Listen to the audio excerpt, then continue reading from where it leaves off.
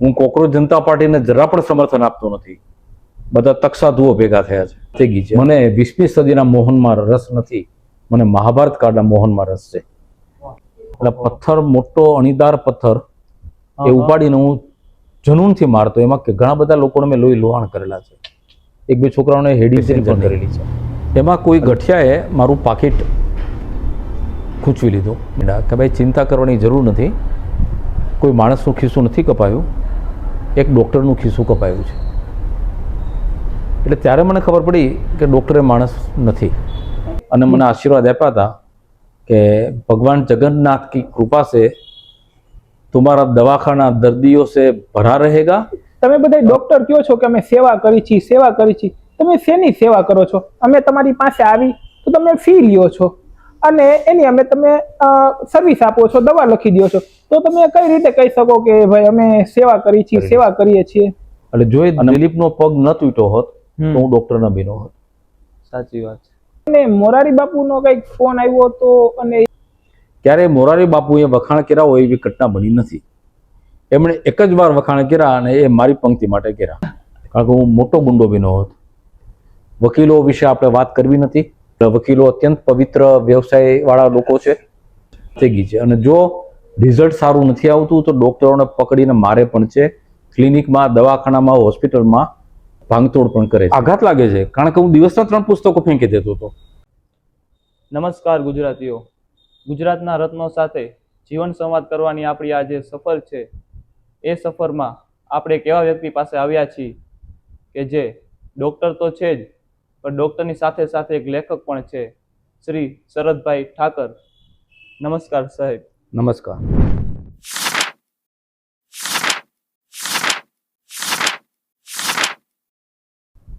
સાહેબ, તમે એક નાના એવા ગામથી ડૉક્ટર સુધીની સફર કરી છે, તો તમારા બાળપણ વિશે જણાવો ને. મારું બાળપણ એટલે સૌરાષ્ટ્રનું પ્રાચીન નગર જુનાગઢ, જુનાગઢની શેરીઓ, એ શેરીની ધૂળ અને મારા બાળ મિત્રો અને એ મિત્રો સાથે કરેલા મારા તોફાનો. જુનાગઢ એટલું બધું નાનું ગામ નહોતું. જીર્ણ દુર્ગ, ગિરિનગર, પણ એમાં અમારું ઘર બહુ નાનું હતું. ભાડાના મકાનમાં રહેતા હતા. અને સાંજે સ્કૂલમાંથી છૂટીને ઘરે આવું એટલે દફતરનો ઘા કરી ડેલીમાંથી જ અમે શેરીમાં રમવા માટે નીકળી પડતા.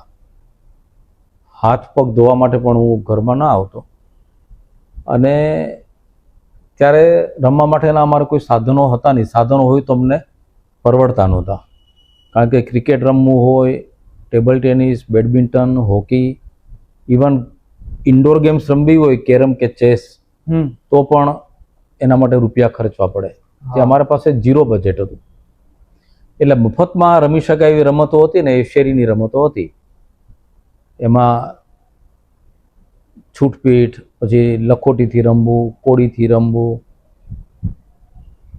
પકડદાવ, ગિલ્લી દંડા, અને પછી છૂટા હાથની મારામારીઓ. એમાં કંઈ ખર્ચ થતો નથી. અને એ મારામારીઓમાં હું પ્રવીણ હતો. એટલા માટે કે હું હતો શારીરિક રીતે બહુ નબળો. અમારા મિત્રોની ટોળીમાં સૌથી દુબળો પાતળો હું હતો. અચ્છા. અને એ વસ્તુનું મને ભાન હતું કે જો લડાઈ લાંબી ચાલશે તો માર મને પડશે. એટલે હું હંમેશા પહેલો ઘા હું કરતો. મોટા મોટા મારાથી ઊંચા, જાડા, તગડા, મસ્ક્યુલર છોકરાઓ હોય એની સાથે કંઈક વાંધો વચકો પડે એટલે હું પહેલો એક લાફો ઠોકી દઉં. ઓહો. અને તરત જ પછી ભાગવાનું કામ કરું દોડીને ઘરમાં. એટલે મને માર પડે નહીં. જો હાથમાં આવું ને તો જોડાઈ જાઉં. એટલે નાનપણથી દોડવામાં હું બહુ પાવરધો હતો. અને શાળામાં પણ 100 કિલોમીટર દોડવાનું હોય, 100 મીટર જે દોડવાનું, એમાં હું પહેલો નંબર આવતો. એટલે દોડવું અને તેજ ગતિથી દોડવું એ મારા માટે બહુ આવશ્યક હતું. નહીતર હાથ પગ તૂટી જાય મારા. એટલે આ કાયમનું દ્રશ્ય હતું કે દફતર ફેંકીને શેરીમાં જાઉં અને અડધો કલાક રમી અને પછી અડધા કલાક પછી હું દોડતો ઘરમાં આવતો અને બૂમો પાડતો કે બા બારણું ખોલજે, બારણું ખોલજે. અને ફટાક દઈને બારણું ખોલે હું ઘરમાં આવી જાઉં ઓહો. અને મારી પાછળ 10-15 છોકરાઓની ટોળી આવે અને પછી મારી બા આગળ ફરિયાદ કરે કે એને બહાર કાઢો, એમ કે અમને મારીને એ ઘરમાં ઘૂસી ગયો છે. એટલે આવા તોફાનો, અને તોફાનો છે ને થોડા બીજા લોકોને નુકસાન થાય એવા મેં કર્યા છે. જ્યારે મને લાગે કે પેલા એના ગાળ સુધી મારો હાથ નહીં પહોંચે તો હું પથ્થરનો ઉપયોગ કરતો. એટલે પથ્થર, મોટો અણીદાર પથ્થર એ ઉપાડીને હું જનૂનથી મારતો. એમાં કે ઘણા બધા લોકોને મેં લોહી લોહાણ કરેલા છે. 1-2 છોકરાઓને હેડ ઇન્જરી પણ કરેલી છે.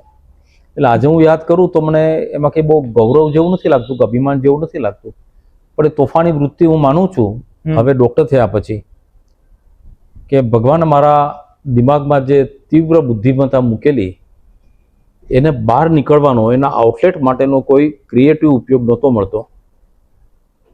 એટલા માટે એ આ વિધ્વંસક રૂપે, વિનાશક રૂપે બહાર આવતી હતી. અને જેવું એને એક સકારાત્મક માર્ગ મળી ગયો ને તો આ બધા તોફાનો બંધ થઈ ગયા. પણ એ ઉંમર આવતા આવતા લગભગ 14 વર્ષ થઈ ગયા. અને એ પછી મારા એ શેરીના જે આઉટડોર તોફાનો હતા એ બધા બંધ થયા. બરોબર. સાહેબ, તમે આટલા બધા તોફાનો કરતા, તમે જેમ કીધું એવી રીતે, પણ તો આ તોફાનમાંથી ભણવા તરફ અને ભણવા પછી તમે ડોક્ટર કેવી રીતે બન્યા? એ એક આકસ્મિક ઘટના બની ગઈ. હો. મને બેઝિકલી હોળી ધૂળેટીમાં બધા મિત્રો એકબીજાની ઉપર રંગ છાંટે એ પ્રથા મને ગમતી નહીં. બરોબર. કારણ કે એનું કારણ અલગ હતું. કારણ કે એ જમાનામાં આવા નિર્દોષ રંગો નહોતા. પેલા કાળા કાળા પેલા કીલ ને પેલા એવા ગંદા રંગો આવી જાય. કાં તો ચામડી બળતરા થાય, એમાં કેમિકલ્સ હોય, પછી 5-7 દિવસ સુધી એ રંગ જાય નહીં, કપડાં બગડે, ખરડાય, અને એ કપડાં પછી ફેંકી દેવા પડે અથવા બીજી ધૂળેટી સુધી સાચવી રાખવા પડે. તો બેઝિકલી હું મારા મિત્રોને હંમેશા કહેતો કે મારી પર કોઈ રંગ છાંટતા નહીં, અને હું કોઈને રંગતો નથી. એ ધૂળેટીનો તહેવાર હતો ને હું 1968-69 વર્ષ હશે, મારી 14 વર્ષની ઉંમર, અને હું સવારે 9-10 વાગે મારા ઘરની બહાર શેરીમાં નીકળવા ગયો અને મારા જ મિત્રોની ટોળી સામે આવી, પિચકારી ને હાથમાં રંગ ને બધું લઈને. અને મેં કીધું, એમાં મોખરે દિલીપ નામનો છોકરો હતો, પડોશનો જ હતો, અને એના મમ્મી અને મારા બા એ બંને ખાસ બેન પડ્યો. અને દિલીપ પિચકારી લઈને આવ્યો મારી તરફ. મેં કીધું, દિલીપ રંગ નહીં છાંટતો, મિત્ર તને માર પડશે. મારું વાક્ય પૂરું થાય પહેલા એને મને પિચકારી મારી નાખી, આખો રંગી નાખ્યો. એટલે મારી તો એક ટેવ જ હતી, હથિયાર મારું પથ્થર હતું, નીચે મોટો અણીદાર પથ્થર હતો, એ ઉપાડ્યો અને જોરથી એના તરફ માર્યો અને એના પગમાં વાગ્યો. અને એવો ચોંટી ગયો કે લોહી લુહાણ, એટલે એનું હાડકા સુધી એ ઘા પહોંચી ગયો, ઊંડો જખમ, અને લોહીની ધાર છૂટી. એટલે તો બિચારો ઘાયલ થઈને ગયો, અને હું ચૂપચાપ ઘરમાં આવીને બેસી ગયો. મને ખબર હતી કે હવે પછી શું થવાનું છે. મારી બાને પણ નવાઈ લાગી કે આ અચાનક બહાર જતો તો ને કેમ ઘરમાં આવ્યો ને આટલો શાંતિને બેઠો છે. અને થોડી વારમાં એ દિલીપ, બીજા 7-8 મિત્રો અને દિલીપના મમ્મી એ મારી બા પાસે ફરિયાદ કરવા આવ્યા. અને એના બાનું નામ સાવિત્રીબેન હતું, જે મારી બાના ખાસ બેનપણી. એટલે એણે મારી બાને ફરિયાદ કરી કે દેવીબેન, જો તો ખરા તમારો દીકરો માણસ છે કે રાક્ષસ છે. એણે મારા દિલીપનો પગ તોડી નાખ્યો. અને એ પછી એ દિવસે મારી બાએ મને બહુ માર્યો. મારી બા મને મારતા, બહુ મારતા. મેં પેટ ભરીને માર ખાધો છે, અને મને જરાય અફસોસ નથી. મને ખુશી છે કે મારી બાએ મને માર્યો. જો ન માર્યો હોત તો હું અત્યારે આ જગ્યાએ બેસીને આ સ્થિતિમાં ઇન્ટરવ્યૂ ના આપી રહ્યો હતો. બરોબર. તો એ ઘટનાએ મને સુધારવાનું કામ કર્યું. અને મારી બાએ, આમ તો રોજનું આ થયું હતું, એટલે મારી બાએ દિવસે બહુ કંટાળી ગઈ. એટલે એણે કીધું કે હવે જો ઘરની બહાર ક્યારેક ગયો છે ને તો તારો ટાંટિયો તોડી નાખીશ. એ દિવસથી મારું બહાર જવાનું સદંતર બંધ થઈ ગયું. પછી તો એવો દિવસ આવ્યો, 4-5 દિવસ પછી તો દિલીપને એ લોકો બોલાવવા આવે. મારી બાને કહે કે માસી મોકલો ને, શરત વગર અમને ગમતું નથી. પણ નહીં, મનાય એટલે મનાય. એટલે કાયમ માટે પ્રતિબંધ લાગી ગયો મારી ઉપર. અને પછી ઘરમાં બેઠા બેઠા શું કરવું, કારણ કે રમવાના રમકડા કે બીજી કોઈ ગેમ્સ તો હતી જ નહીં. એટલે વાંચવાનું શરૂ કર્યું. 2 પ્રકારના પુસ્તકો વાંચ્યા, એક ભણવાના અને એક સાહિત્યના. ભણવાના પુસ્તકો વાંચતો ગયો એમ ધીમે ધીમે ધીમે બધું સમજાતું ગયું, મગજમાં સંગ્રહાતું ગયું, યાદ રહેતું ગયું, કારણ કે બુદ્ધિ તો ભગવાને આપેલી હતી. તો પહેલી વખત મારી લાઈફમાં હું 9મા ધોરણમાં આખી હાઈસ્કૂલમાં હું ફર્સ્ટ નંબર આવ્યો. ઓહો. અને પછી મારી ગાડી પાટા પર ચડી ગઈ. એટલે જો એ દિલીપનો પગ ન તૂટ્યો હોત તો હું ડૉક્ટર ન બન્યો હોત. સાચી વાત છે. અને ભારતને એક મોટા ડોન કે માફિયાની ખોટ પડી, કારણ કે હું મોટો ગુંડો બન્યો હોત પણ એક સારો ડૉક્ટર બન્યો એ આ ઘટનાથી બન્યો. બરોબર. સાહેબ, હમણાં તમે જે રીતે જણાવ્યું કે તમે ડૉક્ટર બન્યા, અને ડૉક્ટર એટલે એક આખું અલગ પ્રોફેશન છે, અને મોસ્ટલી ડૉક્ટર એટલે આમ ઇંગ્લિશ ભાષા સાથે જોડાયેલું બધું છે. તો ઇંગ્લિશ ભાષા એટલે કે ડૉક્ટર, અને ત્યાંથી ગુજરાતી ભાષાના લેખક તરફ તમે જે રીતે વળ્યા, એ કઈ રીતે સ્ટાર્ટ કર્યું? પ્રવાહ ઉલટો છે. બેઝિકલી હું ગુજરાતી મીડિયમનો વિદ્યાર્થી, એટલે ગુજરાતી તો મારું સારું હોય જ. બીજું મેં બહુ પુસ્તકો વાંચ્યા, એટલે ગુજરાતી ભાષા મારી શુદ્ધ અને પરિમાર્જિત બની. મારા ફાધર પ્રાઇમરી સ્કૂલના શિક્ષક હતા, એટલે સારી ભાષાનો આગ્રહ રાખતા અને સુંદર અક્ષરોનો પણ આગ્રહ રાખતા, એટલે મારા હસ્તાક્ષર પણ સુંદર અને ભાષા સુધરી વાંચનને કારણે. ગુજરાતીમાંથી હું અંગ્રેજી તરફ કેવી રીતે ગયો? બેઝિકલી તમારી એક ભાષા સારી હોય ને તો તમે બીજી કોઈ પણ ભાષા શીખો ને એ તમે એમાં મહારત હાંસલ કરો છો, એ મારું માનવું છે. મારું સંસ્કૃત ભાષાનું જ્ઞાન પણ ખૂબ સારું. હું વિધિવત સંસ્કૃત ભાષા સ્કૂલમાં એક જ વર્ષ શીખું છું. એ ઉપરાંત 2 વર્ષ હું એમને મારા ઘરે રહીને એકલો શીખું છું, કારણ કે સ્કૂલમાં સાયન્સના સબ્જેક્ટ અને સંસ્કૃત ભાષાનો સબ્જેક્ટ એ 2 ઓવરલેપ થતા હતા. એટલે ક્લાસમાં સાહેબ જાહેર કરે કે જેણે સંસ્કૃત રાખ્યું હોય એ અહીં બેસી રહે, અને જેણે ફિઝિક્સ કેમિસ્ટ્રી રાખ્યું હોય એ બાજુના ક્લાસમાં જાય. બાજુના ક્લાસમાંથી એવું કહેવામાં આવે કે ફિઝિક્સ કેમિસ્ટ્રીવાળા ત્યાં બેસી રહે, સંસ્કૃત રાખ્યું હોય અહીં આવે. એટલે સંસ્કૃત હું શાળામાં પછી ભણ્યો નહીં, પણ મારો પાયો એટલો મજબૂત થઈ ગયો હતો કે એના આધારે એસએસસીમાં સંસ્કૃત વિષયમાં હું ગુજરાતમાં પ્રથમ નંબર આવ્યો. અચ્છા, પ્રથમ. અંગ્રેજીમાં હું સમગ્ર બોર્ડમાં એસએસસીમાં બીજા નંબર આવ્યો, અને જે પ્રથમ નંબર આવેલો એ નોન ગુજરાતી છોકરો હતો. નોન ગુજરાતી છોકરો અંગ્રેજી વિષયમાં પરીક્ષા આપીને એ અંગ્રેજી વિષયમાં આવેલો. એટલે હું કહી શકું કે ગુજરાતી વિદ્યાર્થીઓમાં બોર્ડમાં ઇંગ્લિશ વિષયમાં હું પ્રથમ હતો. એટલે મારી 3 ભાષાઓ સારી: ગુજરાતી, હિન્દી નબળી, ગુજરાતી, ઇંગ્લિશ અને સંસ્કૃત. પછી હું મેડિકલ કોલેજમાં ગયો, ત્યાં તો સતત 20 વર્ષ સુધી હું માત્ર અંગ્રેજીમાં જ ભણ્યો. અને અંગ્રેજી ગ્રામર પાક્કું હોય તો હું નથી માનતો કે દુનિયા કોઈ પણ છેડે તમે જાઓ તો તમે અંગ્રેજીમાં કમ્યુનિકેટ ન કરી શકો. સાહેબ, તમારી સૌથી મોટી જો ગુજરાતી ભાષાને કોઈ ભેટ હોય અને સૌથી મોટી કોલમ હોય કોઈ, તો એ છે ડૉક્ટરની ડાયરી. તો એ કઈ રીતે સ્ટાર્ટ થઈ, એની એક આખી સ્ટોરી જણાવો ને. હું સારું લખી શકતો હતો એની ખબર મને હાઈસ્કૂલમાં તો ત્યારથી પડી ગઈ હતી, કારણ કે હું મારા મિત્રોને પત્ર લખતો હતો. એ પત્ર બહુ સારા લખાતા એવું મિત્રો કહેતા. 10મા ધોરણમાં મેં મારા એક મિત્રને પત્ર લખેલો. એ પત્ર એણે 1970માં મેં લખેલો પત્ર એણે આ 2026 સુધી સાચવી રાખ્યો છે. મતલબ કે 10મા ધોરણનો વિદ્યાર્થી પણ સારું લખી શકતો હશે એવું હું માનું છું. પણ મને ક્યારે એવું નહોતું, સપનામાં મેં એવું ધાર્યું નહોતું કે મને તક મળશે લેખક બનવાની. મનમાં ઈચ્છા હતી પણ મને ખબર નહોતી કે હું લખીશ ક્યારેક. 1979માં હું MBBS થઈ અને જૂનાગઢના બસ સ્ટેન્ડ ઉપરથી એસટીની બસમાં ચડી અને અમદાવાદ આવવા નીકળતો હતો. મારે વાડીલાલમાં ગાયનેક ડિપાર્ટમેન્ટ જોઈન કરવાનું હતું. અને બસમાં ચડતી વખતે આખી જે ભીડ હોય 50-60 પેસેન્જરની, એમાં કોઈ ગઠિયાએ મારું પાકીટ ખૂંચવી લીધું. મને ખબર પડી તરત જ, મેં હાથ માર્યો પણ ત્યારે હું મોડો પીડ્યો, પાકીટ ગાયબ હતું. રાતના લગભગ 9 વાગ્યા હતા અને ધમાલ થઈ ગઈ. મેં બૂમો પણ પાડી, ચોર ચોર ચોર પકડો.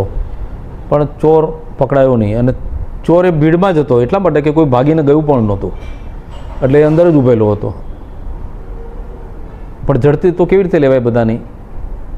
પછી બધા પેસેન્જરો હતા એ લોકો આપસમાં વાતો કરવા માંડ્યા કે બહુ ખરાબ થયું, પોલીસ કંઈ કરતી નથી, સરકાર કંઈ કરતી નથી, પબ્લિક લૂંટાઈ છે, ચોર લોકો એના ખિસ્સા કાપી જાય છે, આવું તો કેમ ચલાવી લેવાય.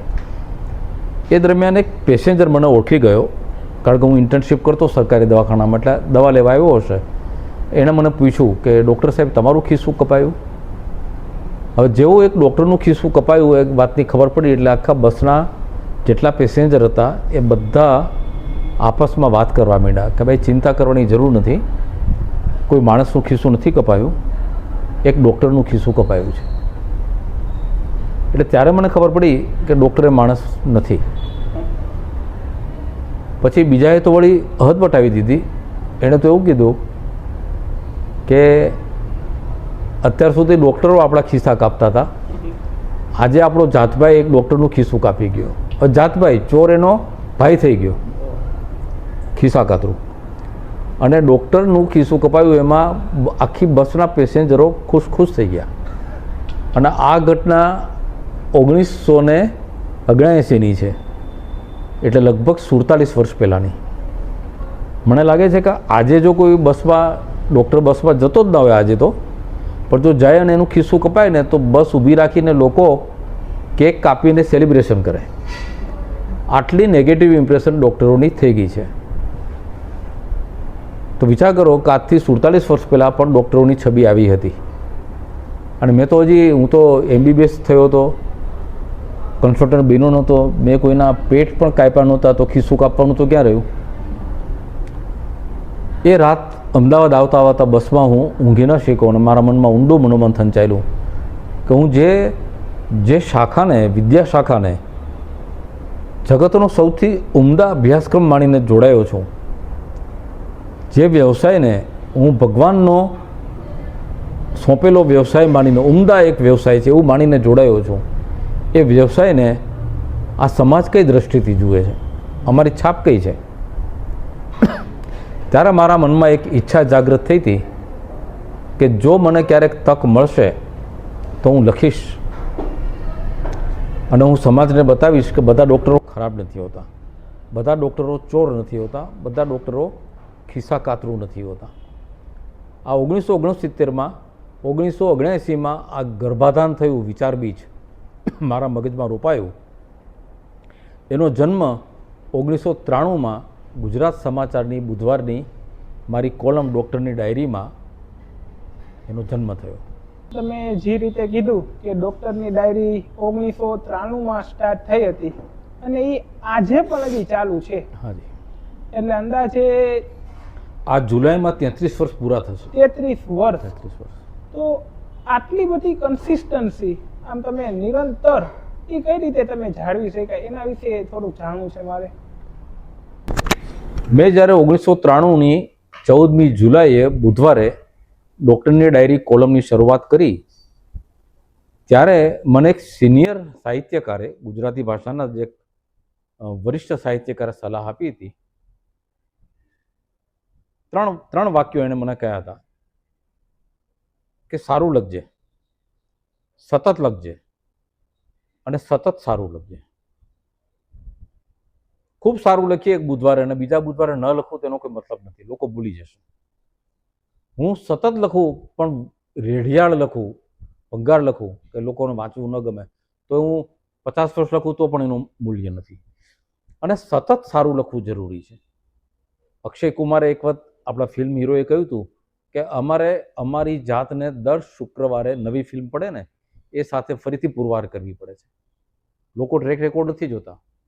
અમિતાભ બચ્ચનની 100 ફિલ્મો સુપરહિટ આવી ગઈ હોય પણ નવી ફિલ્મ શુક્રવાર આવે અને જો એ ફિલ્મ પીટાઈ જાય તો જે 200 કે 300 રૂપિયાની ટિકિટ ખર્ચનારા લોકો છે ને એ પણ કહે કે અમિતાભે હવે નિવૃત્ત થઈ જવું જોઈએ, હવે એનામાં દમ નથી રહ્યો. સ્ટાર ઓફ ધ મિલેનિયમ માટે પણ લોકો આવું ઘસાતું વાક્ય બોલી નાખે. તો અમે પણ જો 3 કે 4 એપિસોડ અમારા નબળા જાય ને તો વાંચકો અમારી શરમ નથી રાખતા, ચોખ્ખો અમને મેલ કરી દે છે કે સાહેબ આજે હવે તમે જાણતા નથી, પહેલાં જામતા હતા, હવે નથી જામતા. અને કોક તો કહી પણ દે કે સાહેબ હવે લખવાનું બંધ કરો. આવું ન સાંભળવું હોય, ભગવાન દયાથી મને કોઈ આવું કહ્યું નથી. કારણ કે હું જાણું છું કે મારે સતત લખવાનું છે, મારે સારું લખવાનું છે અને મારે સતત સારું લખવાનું. ડોક્ટરની ડાયરીમાં તો તમને ખૂબ સારી સફળતા મળી, તમે જે રીતે કીધું. ત્યાર પછી તમે એક નવી કોલમ ચાલુ કરી, રણમાં ખીલ્યું ગુલાબ. તો આ કઈ રીતે ચાલુ કર્યું, એના વિશે સ્ટોરી છે? એ પણ આકસ્મિક ઘટના છે. અચ્છા. ડૉક્ટરની ડાયરી સરસ જામી ગઈ હતી અને સરસ ચાલતી હતી. એમાં એક એપિસોડમાં મેં હિન્દુ ડૉક્ટર અને મુસ્લિમ નર્સ એ બંનેની એક પ્રેમ કથા આલેખી હતી. નામ બદલી નાખ્યા હતા, પણ સત્ય ઘટના હતી. અને એના સંવાદો અને એ લોકોનું જે રોમેન્ટિક વર્ણન હતું એટલું લોકોને ગમી ગયું કે ઘણા બધા પત્રો આવ્યા વાચકોના. એટલે અમારા છાપાના માલિક અને તંત્રીએ મને બોલાવીને કહ્યું કે તમે આ રોમેન્ટિક સરસ લખ્યું છે, તો એક કોલમ એવી પણ શરૂ કરો. એટલે રણમાં ખીલું ગુલાબ કોલમનો જન્મ 18 નવેમ્બર 1995ના રવિવારથી શરૂ થયો. એટલે રણમાં ખીલું ગુલાબ એ બેઝિકલી કહું તો ડૉક્ટરની ડાયરીની સાઇડ પ્રોડક્ટ છે, આડ પેદાશ છે, એમાંથી જ નીકળેલી કોલમ છે. નાનપણથી જ તમારી આ બંને જે છે કોલમ એ વાંચતા આવ્યા છે, અને એમાં તમે ઘણીવાર લખ્યું છે કે લોકો મને પત્ર દ્વારા ફીડબેક આપે અથવા અલગ અલગ રીતે ફીડબેક આપે. તો એમાં કઈ રીતે તમને ફીડબેક આપતા અને એની તમારા ઉપર શું અસર પડતી? જે સમયે મેં લખવાનું શરૂ કરેલું ત્યારે મોબાઈલ ફોન નહોતા, પેજર પણ નહોતા, એવા સ્માર્ટફોનનો તો સવાલ જ નહોતો. લેન્ડલાઇન ઉપર લોકો ફીડબેક ફોન કરીને આપતા અને પત્રો લખવાનો સમય હતો એ જમાનો. એટલે અઢળક પત્રો, રોજના 30 થી 35 પત્રો મારી ઉપર આવતા. શરૂઆતમાં મેં 2-3 મહિના પત્રોના જવાબ આપવાનું શરૂ કર્યું, પણ પછી હું થાકી ગયો. કારણ કે જો એટલા બધા પત્રોના જવાબો મારે લખવા પડે કે જે આર્થિક રીતે પણ મને ના પરવડે અને સમયની રીતે પણ ના પોસાય. કારણ કે હું પ્રેક્ટિસ કરતો હતો મારું દવાખાનું અને આ 2 કોલમ લખવાની. એટલે પછી મેં પત્રના જવાબો આપવાનું બંધ કર્યું. પછી હવે તો મોબાઈલ ફોન આવી ગયા છે એટલે હવે પત્રો બહુ ઓછા આવે છે, છતાં વર્ષમાં 2-4 પત્રો આવી જાય.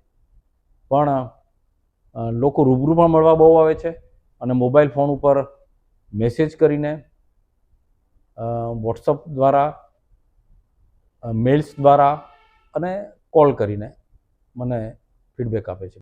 સાહેબ, ફીડબેકની તમને આમ કેવી અસર છે? Means positive? બેઝિકલી હું બહુ સેન્સિટિવ માણસ છું, એટલે જો મને કોઈ મારી કડક ટીકા કરે કે રફ ભાષા વાપરે મારા માટે, મારા લખાણો માટે, તો મને જરાય ન ગમે. અને એવું ન થાય એટલા માટે હું સારું લખવાની કોશિશ કરું છું. અને ભગવાનની દયાથી આજે 33 વર્ષ થયા, મને ક્યારેય કોઈ કડવી ભાષામાં ફીડબેક આપ્યો નથી. બરાબર છે. ક્યારેક કથા વસ્તુ સાથે લોકો અસંમત થયા હશે, પણ આવું તમારે ન લખવું જોઈએ ને આવું તમે તમારી લખવાની શૈલી વાહિયાત છે એવું કહેનારો આજ સુધીમાં એક પણ મને વાચક મળ્યો નથી. સાચી વાત છે સાહેબ. સાહેબ, ફીડબેકની વાત આવી એટલે મને એક બીજી વાત યાદ આવી કે તમને મોરારી બાપુનો કંઈક ફોન આવ્યો હતો, અને એ આખી વાત શું હતી એ તમે જણાવો ને.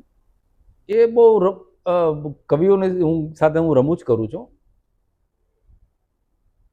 અનાયાસ એક દિવસ આપણા હાસ્ય કલાકાર અને હાસ્ય લેખક પદ્મશ્રી જગદીશ ત્રિવેદી, જે મારા નાનાભાઈ જેવા મારા ઘનિષ્ઠ મિત્ર છે, એમનો એક જ ફોન આવ્યો. બપોરના 1 વાગ્યા હશે અને બુધવારનો દિવસ હતો. હું મારા ક્લિનિકમાં બેઠો હતો અને જગદીશભાઈએ કહ્યું કે મોટાભાઈ, હમણાં મોરારી બાપુનો તમને ફોન આવશે, તો માનસિક રીતે તૈયાર રહેજો. ત્યાં સુધી મારે મોરારી બાપુનો કોઈ ડાયરેક્ટ ક્યારેય સંપર્ક થયો નહોતો. હા. અને 10 મિનિટ પછી મારી ઉપર ફોન આવ્યો અને બાપુને તમે જુઓ એમની વિનમ્રતા. આખું જગત જેને બાપુ કહીને બોલાવે છે, એમણે પોતાનો પરિચય એટલે મોબાઈલ ફોન આવ્યો અને એમણે જે નામ આપ્યું, હું મોરારીદાસ હરિયાણી બોલું છું, આવું કહ્યું. એટલે હું તો આમ સ્તબ્ધ થઈ ગયો. બાકી એ કહી શકતા હોત કે હું મોરારી બાપુ બોલું છું, કારણ કે એ નામથી જે સ્વનામ ધન્ય છે અને પ્રસિદ્ધ છે. એમણે પોતાનું મૂળ નામ બોલ્યા. એટલે મને આ કેમની વિનમ્રતા સ્પર્શી ગઈ. અને પછી એમણે કહ્યું કે શરદભાઈ, તમારો આજનો એપિસોડ મને બહુ ગમ્યો, હું જ્યારે જ્યારે ગુજરાતમાં હોઉં છું ત્યારે તમારી બંને કોલમ અચૂક વાંચું છું. અને આજે તમે જે શીર્ષક પંક્તિ લખી છે એ મને બહુ ગમી. એ કોની છે? એટલે હું તો દવાખાનામાં બેઠો હતો, છાપું તો ઉપર હોય ઘરમાં. એટલે મેં કહ્યું કે એમાં શીર્ષક પંક્તિમાં કવિનું નામ લખ્યું હશે? તો કે નથી લખ્યું. એટલે તો હું ઉપર જઈને વાંચીને આપને જણાવું. પછી મને કે આપણે શીઘ્રાથી શીઘ્ર મળવાનું થશે, અને પછી તરત જ થોડા વખત પછી એમણે મને અસ્મિતા પર્વમાં આમંત્રણ પણ આપ્યું. આ ઘટના એ પૂરી થઈ. પણ જ્યારે ઉપર ગયો ને મેં જોયું ને ત્યારે મને બહુ હસવું આવ્યું. એટલા માટે કે શીર્ષક પંક્તિ મેં જાતે બનાવેલી હતી, ઓહો, કોઈ કવિની નહોતી. ક્યારેક એવું બને વર્ષમાં 1 કે 2 વાર કે જ્યારે કોઈ માન્ય કવિની શીર્ષક પંક્તિ, બંધબેસતી પંક્તિ મને ના જડે તો પછી હું ખપ પૂરતી પંક્તિઓ મારી જાતે બનાવી કાઢું. અને એમાં હું મારું નામ લખતો નથી, કારણ કે મારે મારી ઓળખ કવિ તરીકે ઊભી કરવી નથી. હવે હું આગળ એમાં એક ક્ષેત્રમાં આગળ વધવા માંગતો નથી, અને મારી એવી કોઈ મોટી પ્રતિભા પણ નથી કાવ્ય ક્ષેત્રે. એટલે મને હસવું આવ્યું. અને પછી હું આ બધા કવિ મિત્રો ભેગા થયા ત્યારે કહું છું કે આજે હું 32-33 વર્ષમાં 7-8 હજાર એપિસોડ્સમાં બધા સિદ્ધહસ્ત કવિઓની શેર પંક્તિઓ મેં ટાંકી છે. ક્યારે મોરારી બાપુએ વખાણ કર્યા હોય એવી ઘટના બની નથી. એમણે એક જ વાર વખાણ કર્યા, અને એ મારી પંક્તિ માટે કર્યા. એટલે હું તમારા બધા કરતાં સારી કવિતા લખું છું, આવું હું હળવી શૈલીમાં કહું છું. બાકી આ બધા કવિઓની શીર્ષક પંક્તિ એ મારી કોલમના માથા પર મુકાતો રાજ મુગટ છે. વાહ. એનાથી મારી કોલમ શોભે છે. વાહ. જે રીતે કીધું કે શીર્ષક પંક્તિ લખતા તો એને તમારે પેલા ગોતવી પડતી હશે કે આપણું જે છે એના મુજબ જ એ પંક્તિ મળે, તો એમાં પણ ખૂબ સમય લાગતો ખૂબ હશે. સમય લાગે. એટલે મારી સ્ટોરી તો લખીને હું મોકલી આપું. હા હવે તો ઓનલાઈન બધી મુકાઈ જાય છે. હા પણ શીર્ષક પંક્તિ શોધવામાં મને ઘણી વાર લાગે છે. એટલે માનો કે મારી ડેડલાઈન હોય સોમવારે, તો સોમવારે મારી વાર્તા પહોંચી ગઈ હોય અખબારમાં, અને ત્યાં કમ્પોઝ થતી હોય, અને શીર્ષક પંક્તિ હજી જડી ના હોય. સદભાગ્યે તમામ કવિ મિત્રોએ એમના ગઝલ સંગ્રહો, કાવ્ય સંગ્રહો મને એટલા બધા મોકલી આપ્યા છે કે કોઈ પણ એક કવિ પાસે જેટલા ગઝલ સંગ્રહો નહીં હોય ને એટલા મારી પાસે છે. 250-300 તો હશે મિનિમમ. તો એમાંથી મારે શોધવા પડે. બરાબર. અને હવે વારંવાર એ પાનાઓ ફેંદા છે એટલે મને ખ્યાલ મળી ગયો છે, પાકો મનમાં વિચાર આવી ગયો છે કે આ એપિસોડ માટે જોઈતી શીર્ષક પંક્તિ મને કયા કવિ પાસેથી મળશે. એટલે હું એનો સંગ્રહ ઉપાડું, થોડા પાના ફેરવું એટલે મને મળી જાય છે. અને મળી જાય પછી એનો ફોટો પાડીને વાર્તા લખતા મોકલી આપું છું છાપામાં. અને 3-4 દિવસ મને શીર્ષક પંક્તિ શોધતા. અને ક્યારેક એવું બને છે કે મને તૈયાર માલ ન મળે તો મારે 2-3 કવિ મિત્રો મારા એવા છે જે શીઘ્ર કવિઓ છે અને બહુ જાણીતા કવિઓ છે, એને મારે ફોન કરીને કહેવું પડે છે કે મેં આ પ્રકારની વાર્તા લખી છે જેનું થીમ આવું છે, તો મને પંક્તિ બનાવી આપો, અને પછી બનાવી આપો.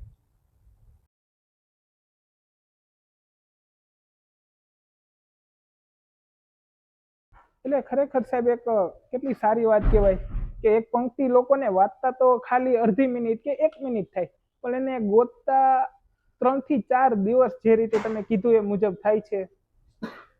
આ શીર્ષક પંક્તિ પસંદ કરવામાં મારે 2 બાબતનું ધ્યાન રાખવું પડે છે. એક તો એ પંક્તિ આકર્ષક હોવી જોઈએ, જેથી એ 2 પંક્તિ વાંચીને લોકોનું ધ્યાન ખેંચાય અખબારમાં અને વાર્તા વાંચવા માટે પ્રેરાય. અને સાથે સાથે એ પણ કરું કે એ પંક્તિ મારી વાર્તાને, મારા કથાનકનો ઉપયુક્ત હોવી જોઈએ, પરંતુ એટલી બધી બંધબેસતી ના હોવી જોઈએ કે આખી વાર્તાનો અંત ખુલી જાય. એટલે કંઈક તો મારે ગોપિત રાખવું પડે, નહીતર શીર્ષક પંક્તિ વાંચીને જ વાચકો સમજી જાય કે આ વાર્તામાં આ જ હશે, પછી કોઈ વાંચે નહીં આગળ. એટલે કળામાં એક સરસ એક વૈશ્વિક સ્તરે એક વિભાવના છે કે કળા એ માત્ર દેખાડવામાં નથી રહેલી, છુપાવવામાં પણ રહેલી છે. એટલે મારે કેટલુંક છુપાવવું પડે છે. તમે એક ડોક્ટર પણ હતા, તો અત્યારે આમ જોઈએ તો ડોક્ટર એટલે આમ 2 બાજુ આવે ડોક્ટરની. એક સારી પોઝિટિવ બાજુ છે કે લોકોનો જીવ બચાવે અને કામ કરે, સેવા કરે, અને એક બીજી બાજુ છે કે ડોક્ટર એટલે લૂંટી લે. જે રીતે હમણાં તમે આખી વાત કરી, ડોક્ટર એટલે લૂંટી લે, આમ ખરાબ નેગેટિવ જે સાઈડ છે, તો એના વિશે તમે શું કહેશો? આના 2-3 રીતે હું જવાબ આપી શકું. પહેલો જવાબ તો એ આપું કે કોઈ પણ મનુષ્ય છે એને માતાની જનેતાની કુખમાંથી જન્મ લે છે, જી પણ પછી જે બને છે ને નેતા, ડોક્ટર, વકીલ, એન્જિનિયર, વેપારી, ઉદ્યોગપતિ, એ જનતાની કુખમાંથી બને છે, એ જન્મ લે છે. જેવી જનતા, જેવો સમાજ, એવા જ આ તમામ ક્ષેત્રના તજજ્ઞો. ડોક્ટરો માટે જે કહેવાય છે કે અત્યારે ડોક્ટરો અધમ કક્ષાએ પહોંચી ગયા છે, બીજા ક્ષેત્રના મહાનુભાવો શું કરી રહ્યા છે? આજે આ દેશમાં અન્ય જે વ્યવસાયો છે, ધંધાર્થીઓ છે, બિલ્ડરો કેટલો સિમેન્ટ વાપરે છે ને કેટલો સિમેન્ટ ચોરે છે, એન્જિનિયરો શું કરે છે, વેપારીઓ શું કરે છે, ઉદ્યોગપતિઓ કેટલું કરપ્શન કરે છે, રાજકીય નેતાઓ કેટલા ભ્રષ્ટાચારી બની ગયા છે. વકીલો વિશે આપણે વાત કરવી નથી, કારણ કે એક પણ વાક્ય બોલીશું તો સીધી નોટિસ આવી જશે કે અમારા વ્યવસાયને કેમ બદનામ કર્યો. એટલે વકીલો અત્યંત પવિત્ર વ્યવસાયવાળા લોકો છે, બરાબર. તો બાકીના કયા ક્ષેત્રના લોકો તમે સારા માનો છો? જેવો સમાજ એવા જ ડોક્ટરો બન્યા છે. આ હું ડોક્ટરોને સમર્થન નથી આપતો, કારણ કે ડોક્ટરો માટે એવું કહેવાય છે કે ડોક્ટરી વ્યવસાય એ ઉમદા વ્યવસાય છે, માનવતાનો વ્યવસાય છે. આખો સમાજ ભલે અધોગતિએ જાય, પણ ડોક્ટરોએ પોતાની પવિત્રતા અને પોતાનું ઉમદાપણું જાળવી રાખવું જોઈએ. અહીંયા મારે સેજ સુધારો કરવો છે. માત્ર ડોક્ટર જ એક એવો વ્યવસાય છે કે જે ઉમદા છે, તો શિક્ષકનો વ્યવસાય શું છે? આજે શિક્ષણ જગત ક્યાં પહોંચ્યું છે? પેપરો ફૂટે છે, કોકરોચ જનતા પાર્ટી બને છે. હું કોકરોચ જનતા પાર્ટીને જરા પણ સમર્થન આપતો નથી, બધા તકસાધુઓ ભેગા થયા છે. પણ નીટનું પેપર લીક થયું છે એ તો હકીકત છે ને. અને આ એક પરીક્ષાનું નહીં, અનેક પરીક્ષાઓના પેપરો લીક થાય છે. જ્યારે પેપર ફૂટે છે ત્યારે હું કહું છું કે શિક્ષક ફૂટે છે, એમને પેપર નથી ફૂટતો. તો શિક્ષણનો વ્યવસાય ઉમદા વ્યવસાય નથી. અચ્છા, બિલ્ડરો મકાન બાંધે છે, એમાં સિમેન્ટ નથી વાપરતા, નવા બ્રિજ બને છે. 800 કરોડ અને 1000 કરોડના ખર્ચે બનેલો બ્રિજ એના ઉદ્ઘાટનના દિવસે તૂટી પડે છે. તો શું આ બિલ્ડરનો વ્યવસાય, એન્જિનિયરિંગનો વ્યવસાય એ ઉમદા નથી? એના નીચે કેટલા બધા લોકો દબાઈ જાય છે. ડોક્ટરોથી ભૂલ થશે તો કદાચ એકાદ દર્દી મૃત્યુ પામશે, એક બ્રિજ તૂટી જશે ને તો સેંકડો લોકો મૃત્યુ પામશે. 100%. તો વ્યવસાયો બધા જ ઉમદા છે. માત્ર એકલા ડોક્ટરોને બદનામ ન કરો કે દોષ ના આપો. અને ડોક્ટરી વ્યવસાય એ આપણા સમાજના આયનાનું એક પ્રતિબિંબ જ છે. પરિવારમાં જ ડોક્ટરોની 3 પેઢીઓ જોઈ છે. મારા સગા કાકા 1955માં મેડિકલ કોલેજમાં દાખલ થયા હતા. હું 1972માં મેડિકલમાં ગયો. મારો દીકરો 2006માં મેડિકલમાં ગયો. 3 પેઢી. 3 પેઢીના મૂલ્યો અને એમાં આવેલા પરિવર્તનો મેં જોયા છે. મારા કાકા જ્યારે ડૉક્ટર તરીકે વેકેશનમાં આવતા અમારા ઘરે, ત્યારે અડધું જુનાગઢ એમને મળવા માટે આવતું કે ડૉક્ટર આવ્યા. હજી તો એ મેડિકલ સ્ટુડન્ટ હતા, પણ એક ભગવાનનો ફરિશ્તો આવ્યો હોય ને એટલું બધું માન હતું. પછી હું જ્યારે ડૉક્ટર બન્યો ત્યારે આમ રસ્તે જતો હતો, લોકો ઈર્ષા ભાવથી અને થોડા સન્માનના ભાવથી જોઈ રહેતા કે જો પેલા મણિભાઈનો દીકરો મેડિકલમાં ગયો છે. એટલું બધું માન નહોતું, પણ થોડોક આદર હતો ખરો. અને અત્યારે ડૉક્ટર જતા હોય તો કોઈ બીજી નજર એના તરફ ફેંકતું નથી. ડૉક્ટર એટલે એક પેઇડ સર્વન્ટ થઈ ગયા છે. ડૉક્ટર પૈસા માગે છે, ફી માગે છે, અમે ફી ચૂકવીએ છીએ અને ડૉક્ટર અમને સારવાર આપે છે. એ કોઈ પણ રીતે અમારાથી ઊંચા નથી, આ ભાવના થઈ ગઈ છે. અને જો રિઝલ્ટ સારું નથી આવતું તો ડૉક્ટરોને પકડીને મારે પણ છે, ક્લિનિકમાં, દવાખાનામાં, હોસ્પિટલમાં ભાંગતોડ પણ કરે છે. એટલે આટલું અવમૂલ્યન થતું જાય છે. આવનારા સમયમાં ડૉક્ટરોનું શું થશે ખબર નથી. પણ મારા કાકા સાવ મફતમાં ડૉક્ટર બન્યા હતા. હું માત્ર 6000 રૂપિયામાં 9 વર્ષ ભણીને ડૉક્ટર બન્યો હતો. મારો દીકરો લગભગ 15-20 લાખ રૂપિયા ખર્ચીને ડૉક્ટર બન્યો છે. તો એ પ્રમાણે બધું થવાનું છે, તમે જાણો છો. હમણાં તમે જે રીતે કીધું ને એ રીતે આ પહેલા પણ કોરોના કાળમાં એક ડિબેટ થઈ હતી. તમે કદાચ સાંભળ્યું હોય તો એક ખૂબ જ ફેમસ લોક સાહિત્યકાર છે, એને ત્યારે બધા ડૉક્ટરોને પૂછ્યું હતું કે ભાઈ તમે બધા ડોક્ટર કહો છો કે અમે સેવા કરી છીએ સેવા કરી છીએ, તમે શેની સેવા કરો છો? અમે તમારી પાસે આવી તો તમે ફી લ્યો છો અને એની અમે તમે સર્વિસ આપો છો, દવા લખી દો છો, તો તમે કઈ રીતે કહી શકો કે ભાઈ અમે સેવા કરી છીએ સેવા કરીએ છીએ? તો એના વિશે શું તમારું એ ડિબેટમાં કેવું? આ વાક્ય સાચું પણ છે અને ખોટું પણ છે. હમ કારણ કે સેવા શુદ્ધ અર્થમાં 100% સેવા કરી ન ગણાય. કારણ કે તમે જે વસ્તુ ડિલિવર કરો છો, તમારું જ્ઞાન, તમારી સારવાર, એના બદલામાં તમે પૂરેપૂરી ફી વસૂલ કરો છો. જી એટલે આ ગીવ એન્ડ ટેકની એક વસ્તુ થઈ. સામે પક્ષે હું તમને એટલું કહું કે બીજા કેટલા ધંધા, હું ધંધો શબ્દ વાપરું છું, હમ કેટલા વ્યવસાયો એવા છે કે જેમાં તમે પૂરેપૂરી કિંમત ચૂકવીને પણ રાત્રે 3 વાગે કોઈ વેપારીને ઉઠાડી શકો છો. રાત્રે 3 વાગે તમે કોઈ પ્રોવિઝન સ્ટોરમાં જઈને એક સાબુની ગોટી ખરીદી શકશો કે તેલનો ડબ્બો લઈ આવી શકશો? ના એ અર્થમાં ડૉક્ટર તમને 3 વાગે પૈસા લઈને પણ તમને સારવાર આપે છે, એ સેવા છે. બરાબર છે સાહેબ. હું તમને એક વિડીયો બતાવું, એ તમે પેલા જોઈ લો, પછી આપણે એના ઉપર એક વાત કરીએ. હાજી. क्या सिर्फ इंसान गलती करता है? हाँ? भगवान नहीं करता? फिर भी हम उनके सामने माथा टेक देते? लेकिन आप भगवान नहीं है सर। I am God! मौत के मुंह से निकाला मैंने एक नहीं हजारों ऐसे लोगों को जिन्हें तुम्हारा भगवान अपने पास बुलाना था. मुझ में उतनी शक्ति जितनी उसमें है. अगर मेरी एक गलती की सजा मुझे मिलनी चाहिए तो उसे क्यों बख्शते हो? हाँ? मैं तो सिर्फ एक ट्यूब का इस्तेमाल करना भूल गया था. चंद बिस्किट पेट से निकालना भूल गया था. तो मैं गुनहगार हूं. और वो जो लाखों बच्चों को पैदा करने से पहले ही मार देता है और पैदा करता है तो फिर अपाहिज लूला लगड़ा कहूंगा? कोई हिसाब नहीं उसका. क्यों बख्शते हो उसको? भगवान है वो. तुम्हारा भगवान जब लोगों को तकलीफ देता है, बीमारी से पीड़ित करता है, तो वो लोग मेरे पास आते हैं और मैं उनकी तकलीफ दूर करता हूं. So if he's God, then I'm a bloody doctor. I'm as powerful as your so-called God. સાહેબ, તમારા આ વિડીયોમાં જે રીતે કહેતા હતા કે ડોક્ટર એ આમ ભગવાનને સમાન છે, તમે તમારો શું વિચાર છે આમ પર્સનલી, કે ડોક્ટર ભગવાન સમાન છે કે કઈ રીતે તમે માનો છો? આ વિડીયોમાં બહુ ડ્રામેટાઇઝેશન કરેલું છે, નાટકીયતા છે. એમાં જે ડૉક્ટર એમ કહે છે કે I am God, I don't agree with him. કોઈ પણ મનુષ્ય ભગવાનનું કાર્ય કરી શકે, ભગવાન રાજી થાય, પ્રસન્ન થાય એવું કાર્ય કરી શકે, એનાથી એ મનુષ્ય ભગવાન બની જતો નથી. અમે એવું કહી શકીએ કે ભગવાને અમને એક સારું કામ સોંપ્યું છે, જે ભગવાન પોતે આવીને દર્દીને સારવાર નથી આપી શકતો, એ અમે અમારું શાસ્ત્ર ભણીને એનું એ જ્ઞાનને ઇમ્પ્લિમેન્ટ કરીને અમે લોકોને સારવાર આપીને સાજા કરીએ છીએ. એટલું ભગવાને સોંપેલું કાર્ય છે, પણ ભગવાન નથી બની જતા. એટલે એ વાત સાથે હું સંમત થતો નથી. પણ એની એક બીજી દલીલ છે, એ મને બહુ ગમે છે.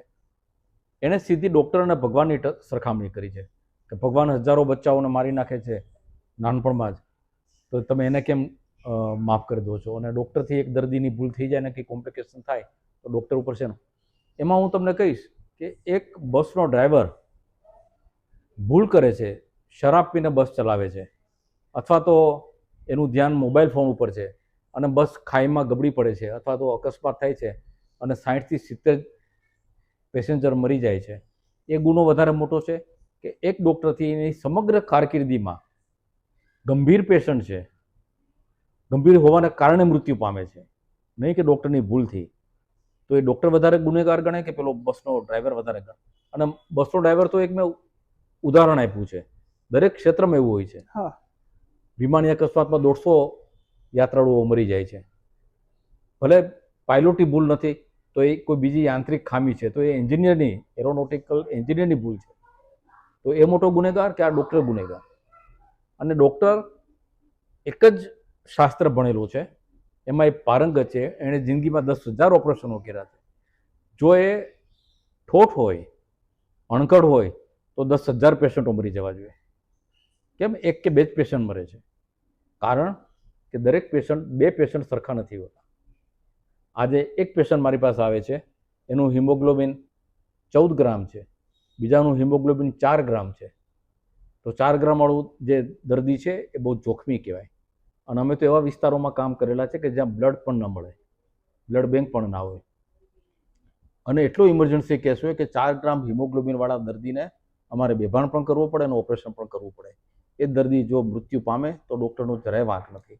પણ આ વસ્તુ લોકો સમજતા નથી અને દર્દીને અને ડૉક્ટરને જવાબદાર ઠેરવી મારે છે અને કેસ પણ કરે છે. સાહેબ, તમે કોઈ દી આવી કોઈ ક્રિટિકલ સિચ્યુએશનમાં આવ્યા છો? આમ કોઈ એવો દાખલો ખરો? સરસ વાત કરી તમે, બહુ સરસ વાત કરી. મેં 1985માં મારું નર્સિંગ હોમ શરૂ કર્યું, જેનું ઉદ્ઘાટન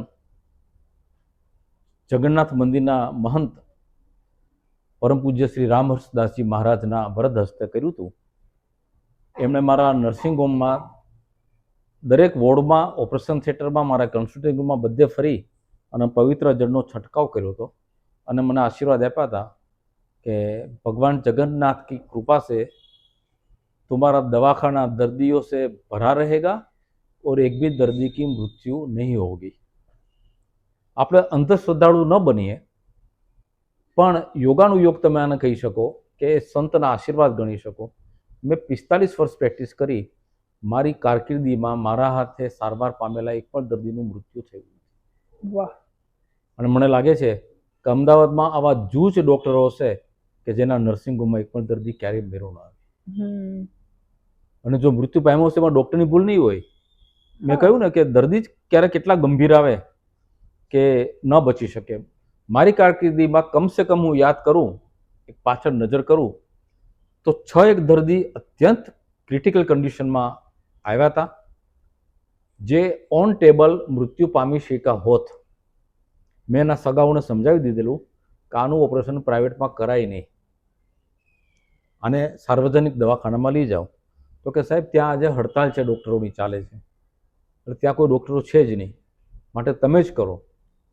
અને એ લોકોએ કીધું કે સાહેબ જો ટેબલ ઉપર અમારા પેશન્ટ મૃત્યુ પામશે તો અમે તમને દોષ નહીં આપીએ, અહીંયા રોકકળ પણ નહીં કરીએ, ચૂપચાપ એનો મૃતદેહ ઉઠાવીને ઘરે લઈ જઈશું અને તમને અમે જરાય તકલીફ નહીં આપીએ.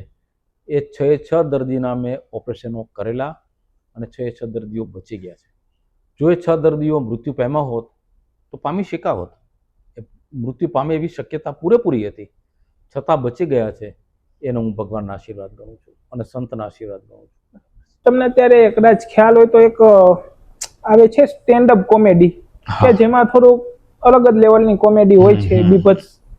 તો એમાં અત્યારે એક વાયરલ મુદ્દો છે, એમાં એક ડોક્ટર હોય છે, એ સ્ટેન્ડ અપ કોમેડિયનમાં એઝ અ જોવા માટે ગયા હોય છે, અને પછી એમ કે છે કે અમે જ્યારે ડોક્ટરની પ્રેક્ટિસ કરતા હતા ત્યારે અમે મજાકમાં અને એ રીતે અમે જે ડેડ બોડી આવે એમનો પ્રાઇવેટ પાર્ટ્સ જોતા, અને અત્યારે ખૂબ ટ્રોલ થાય છે એ ડોક્ટર અને બધું. તો એ એક્ટિવિટી વિશે શું તમારું, આમ શું તમારે મોરાલિટી કઈ રીતનું હોય છે? મને યાદ છે ત્યાં સુધી આવું જે કહે કે જે કરે એ ડૉક્ટરની ડિગ્રીને લાયક નથી. અને મેં જેટલા મારા મિત્રોને જાણ્યા છે, અમે પોતે 1.5 વર્ષ ડિસેક્શન રૂમમાં કામ કર્યું છે, ક્યારેય અમારું ધ્યાન આવી બાબતો તરફ ગયું નથી. અમારા ડિસેક્શન હોલમાં લગભગ એક સાથે 14, 15 કે 16 મૃતદેહો નગ્ન હાલતમાં પડ્યા હોય, એમાં સ્ત્રીઓ પણ હોય, પુરુષો પણ હોય. અમે ક્યારેય કોઈ જેન્ડર તરફ ધ્યાન નથી આપ્યું કે એના અમે પ્રાઇવેટ પાર્ટ્સને ડિસેક્શન કર્યા છે, અને પછી તો ડૉક્ટર બેના પછી જીવંત શરીરોના પણ અમે ચીરફાડ કરી છે ઓપરેશનો કરતી વખતે. પણ આવા વિચારો કે આવા વિકૃત માનસિકતા સાથે જે લોકો કામ કરતા હોય તો એને 100% હું કહું છું કે જો એ ખરેખર ડિગ્રીવાળો ડૉક્ટર હોય ને તો એનું સર્ટિફિકેટ પાછું લઈ લેવું જોઈએ. એટલે અત્યારે સોશિયલ મીડિયામાં એ જ એક ટ્રોલ ચાલે છે કે એ લેડીઝ ડોક્ટર છે કે હવે એની ડિગ્રી પાછી લઈ લેવી જોઈએ ને આમ તેમ. બહુ અત્યંત મેં આ અત્યાર સુધી મને ખબર નહોતી, તમે કહ્યું ત્યારે મને બહુ આઘાત લાગ્યો કે કોઈ ડૉક્ટર આવું કહી શકે, ક્યારે ના કરી શકે. અને ડૉક્ટર શા માટે? તમે બધા અન્ય વ્યવસાયોમાં છો, કેટલાક તો જે વિદ્યાર્થીઓ છો, તમે જતા હો ને કોઈ ભયંકર અકસ્માત થયો હોય રોડ ઉપર અને 5-7 મૃતદેહો પડ્યા હોય રોડ ઉપર, ત્યારે તમે એના શરીર તરફ ધ્યાન આપો છો? કોઈ જુવાન છોકરી અકસ્માતમાં મૃત્યુ પામીને પડી હોય રોડ ઉપર અને એના કપડાં ફાટી ગયા હોય તો તમે એનું શરીર જુઓ છો? શરમ આવે છે. આ ચર્ચા કરતા. તમે ડૉક્ટર પણ છો અને સાથે સાથે લેખન કાર્ય પણ કરો છો, તો આ બંને વચ્ચે તમે ટાઈમ મેનેજમેન્ટ કેવી રીતે કરો છો એ મારે તમારી પાસેથી શીખવું છે. બે મુદ્દાઓ હું કહીશ તમને. પહેલું તો હું બહુ શિસ્તબદ્ધ જીવન જીવ્યો છું. મેં સમયનો વેડફાટ ક્યારેય કર્યો નથી. હા. પાનના ગલ્લે હું 4 કલાક ઊભો રહ્યો નથી કે કારણ વગર ખોટી બાબતોમાં મેં રસ લઈ અને મારા સમયનો બગાડ કર્યો નથી. ઘણી વખત કેટલાક મારા મિત્રો પૂછે ને કે ભાઈ I want to kill time, ત્યારે મને આઘાત લાગે કે એટલો બધો સમય એમની પાસે છે કે they want to kill time. તમે સમયને કિલ કરશો તો સમય તમને કિલ કરશે. એટલે મેં ક્ષણે ક્ષણનો સદુપયોગ કર્યો છે. આ પહેલી વાત. અને બીજી વાત કે મલ્ટીટાસ્કિંગ કેવી રીતે થઈ શકે. એક સમય હતો કે હું સવારે અને સાંજે 2 વખત મારા કન્સલ્ટિંગ રૂમમાં બેસતો હતો, પ્રવાસો પણ કરતો હતો, હજી પણ ચાલે છે પ્રવાસો, પછી 2 કોલમો લખતો હતો, મારી મ્યુઝિકલ ક્લબ પણ હતી. તો આ બધું કેવી રીતે કરવાનું? તો એમાં સ્વિચ ઓન અને સ્વિચ ઓફની ટેકનિક છે. જે ક્ષણે તમે જે કામ કરતા હો એમાં પૂરેપૂરું તમે દિમાગ કોન્સન્ટ્રેટ કરી દો, બીજો વિચાર જ છોડી દો. જ્યારે હું મારા પેશન્ટને તપાસતો હોઉં મારા કન્સલ્ટિંગ રૂમમાં, ત્યારે હું ભૂલી જાઉં છું કે હું લેખક છું, કે મારે આમાંથી વાર્તા શોધીને લખવાની છે. ક્યારેક મારા પેશન્ટો મારા વાંચક હોય એવું ઘણી વખત બને છે. તો એ છોકરીઓ મને બતાવવા આવે તો મને પૂછે, સર તમારી પહેલી સ્ટોરી મને બહુ ગમી હતી, તમારી. મેં કીધું બેન એ બધી ચર્ચા કરવી હોય તો પછી અલગથી મળવા આવજો. અત્યારે તમે પેશન્ટ તરીકે આવ્યા છો, માત્ર તમારી દર્દની અને તમારી તકલીફોની જ આપણે ચર્ચા કરીએ, અને બીજી કોઈ ચર્ચા નહીં. ત્યારે હું ડૉક્ટર જ હોઉં છું, લેખક નથી હોતો. બરોબર. જેવું હું મારા કન્સલ્ટિંગ રૂમમાંથી પંખો, એસી કે લાઇટ બંધ કરીને ઉપર જાઉં મારા ઘરે, એટલે ડૉક્ટરની સ્વિચ ઓફ થઈ જાય છે અને મારા હિંચકા પર હું લખવા બેસું એટલે લેખક તરીકેની સ્વિચ ઓન થઈ જાય છે. ત્યાર પછી હું ડૉક્ટર નથી રહેતો, માત્ર લેખક બની જાઉં. બરોબર. તમે ડૉક્ટરની સાથે સાથે ઘણા સેવા કાર્યો પણ કર્યા છે, તો એ કયા સેવા કાર્ય, કઈ રીતે? ડૉક્ટરની ડાયરી કોલમ જ્યારે ચાલુ થઈ ને ત્યારે મેં થોડા વર્ષો તો માત્ર ડૉક્ટર અને દર્દી વચ્ચે બનતી ઘટનાઓ એ જ લખી. પછી મને ધીમે ધીમે સમજાતું ગયું કે કળાના 3 આશયો હોય છે. અંગ્રેજીમાં કહેવાય છે કે art for the sec of art, કળા માત્ર કળા માટે. બીજો આશય છે એનો હેતુ કે મનોરંજન માટે કળા, art for the sec of entertainment. અને ત્રીજો છે art for the sec of life, જીવન માટે કળા. તો હું ડૉક્ટરની ડાયરી લખું, લોકો વાંચે, લોકોને મજા આવે, ખુશી મળે, બધા મારા વખાણ કરે, વાહ વાહ કરે, એટલે મારું ઈગો સંતોષાય. શું હું આના માટે જ લખવા બેઠો છું? અને આખી જિંદગી 20 વર્ષ, 30 વર્ષ, 40 વર્ષ હું માત્ર પ્રશંસા પામવા માટે જ લખવા માગું છું? ના, એ તો બહુ અધમ આશય કહેવાય. તો પછી મને થયું કે આ 3 પ્રકારોમાંથી મને ગમતો પ્રકાર કયો છે? તો કે art for the sec of life, જીવન માટેની કળા. એટલે મેં કેટલીક સેવાભાવી સંસ્થાઓ વિશે લખવાનું શરૂ કર્યું. 12 મહિના નહીં, 2-4 મહિના હું એક સેવાભાવી સંસ્થા અથવા તો સમાજમાં બનતી સરસ મજાની ઘટના હોય માંગલ્યપૂર્ણ, તો એ ઘટના વિશે હું લખવા માંડ્યો. એમાં વાંચકોને પણ મજા આવી, કંઈક વેરાયટી મળી, નવું કંઈક મળ્યું. મને લખવાની પણ મજા આવી કે હું એક ઘરેડમાં ચાલતો હતો એમાંથી કંઈક પણ નવું લખવાની તક મળી. અને સૌથી મોટો ફાયદો થયો એ સંસ્થાઓને.